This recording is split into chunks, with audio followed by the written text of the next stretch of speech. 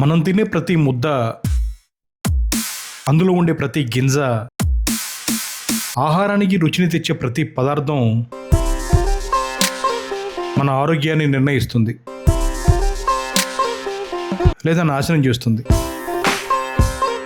మొత్తానికి మన ఆహారం మన ఆరోగ్యాన్ని శాసిస్తుంది.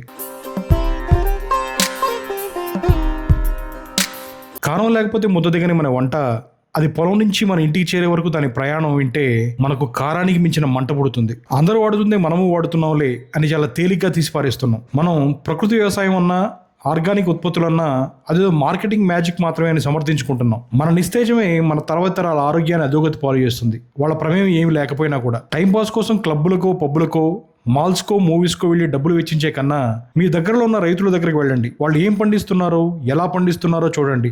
మీకు ఏం కావాలో, ఎలా కావాలో కూడా వాళ్ళని అడగండి. పంట ఎలా అమ్ముకోవాలన్న బాధ రైతుకి తగ్గుతుంది, ఎలాంటివి తింటున్నామో అన్న సంశయం మీకు పోతుంది. ఈరోజు సాధారణ వ్యవసాయంలో మిరప పంటకు 30 నుండి 40 సార్లు వరకు పురుగు మందులు పిచికారీ చేస్తున్నారు. పురుగులను చంపుతున్న ఈ విషరసాయనం మన శరీరంలో కూడా చేరుతుంది. మిరప ఎండుతుంది, కారం అవుతుంది, మన భోజనంలో కలుస్తుంది, మన ఆరోగ్యాన్ని మెల్లగా దెబ్బతీస్తుంది. ఈ విషచక్రాన్ని చెరిపేయాలనే సంకల్పంతో ముందుకు వచ్చిన ప్రకృతి వ్యవసాయ రైతు శ్రీ చెరుకూరి రామారావు గారు. ఖమ్మం జిల్లా కోయిచెల గ్రామంలో ఈ తరహా వ్యవసాయం చేస్తున్నారు ఈ రైతు. పంట మాత్రమే కాదు, మనిషి ఆరోగ్యం కూడా పండాలి అనే నమ్మే రైతు రామారావు గారు. పురుగు మందులు లేకుండా మిరప పండించడం అసాధ్యం అనుకున్న సమయంలో ప్రకృతి వ్యవసాయంతో మిరపను విజయవంతంగా సాగు చేస్తున్నారు. భూమికి సహజ శక్తిని పెంచితే, సూక్ష్మజీవాలను కాపాడితే, ప్రకృతి చక్రాన్ని గౌరవిస్తే రసాయనాలు అవసరం లేదని ఆయన నిరూపిస్తున్నారు. ఒకే పంట కాదు, మిశ్రమ పంటల వైవిధ్యమే ఆయన బలం. సుమారు 25 ఎకరాల విస్తీర్ణంలో ప్రకృతి వ్యవసాయం చేస్తున్న ఈ రైతు మిరప, పందిరి కూరగాయలు, అరటి, చెరుకు, టమాటో ఇలా అనేక పంటలు సాగు చేస్తున్నారు. తమ పొలంలో పండిన చెరుకు నుంచి స్వయంగా పర్యవేక్షిస్తూ ఎటువంటి రసాయనాలు కలపకుండా బెల్లం తయారు చేస్తున్నారు ఈ రైతు. భూమి నుండి భోజనానికి చేరే తమ పంట ద్వారా నమ్మకమైన ఆహారం అందించడమే ఆయన లక్ష్యం అంటున్నారు. మనకు ఫ్యామిలీ డాక్టర్ ఉన్నట్లే సమాజానికి ఫ్యామిలీ ఫార్మర్ ఉండాలనేది రామారావు గారి వాదన.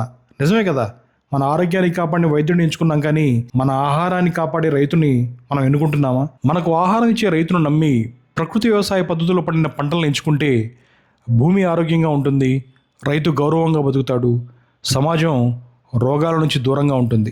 నాకు ఈ జబ్బు ఉంది అంటే నాకు ఆ జబ్బు ఉంది అని ఒకరికి ఒకరు చెప్పుకునే జబ్బుల డిగ్రీల బాధ తప్పుతుంది. భోజనం రుచిగా ఉందా లేదా అనేది కాదు, అది మన ఆరోగ్యానికి సురక్షితమా కాదా అనే ప్రశ్న మనం ప్రతి ముద్దతో పాటు గుర్తు తెచ్చుకోవాలి.